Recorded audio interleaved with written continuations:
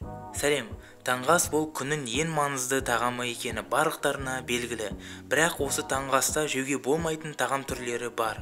Онда кеттік таңертең жеуге болмайтын 5 тағам түрі.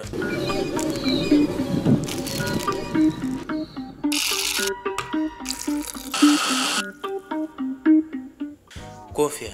Көптеген адамдар өз күнін кофеден бастайды, бірақ ешбір жағдайда кофені аш қарынға ішуге болмайды. Оны тек тамақ ішкеннен кейін ішкен дұрыс. Кофенің құрамында кофеин бар, сондықтан кофеин асқазан сөлінің өндірілуіне қатты кедергі болады, және гастритке де әкелуі мүмкін. Цитрус. Цитрустық тағамдарға апельсин, лимон және тағы басқалар жатады. Бұларды да аш қарынға жеуге болмайды, өйткені олардың құрамында өте көп қышқыл болғандықтан, олардың аш қарынға қолдану арқылы сіз қышқылдықты көбейту қаупіне ие боласыз. Салқын сусындар. Тіпті бір стакан суық суды аш қарынға ішуге болмайды. Мынадай бір ұйғарым бар.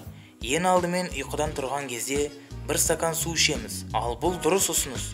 Бірақ оның бір нюансы бар. Таңертең аш қарынға бір стакан жылы су ішу керек. Көптеген адамдар мұны ұмытып кетіп жатады. Таңертең суық су ішу қан тамырларының тартылуына әкеп соғады. Көкөністер. Бұған қызанақ, қияр, тағы басқалар жатады.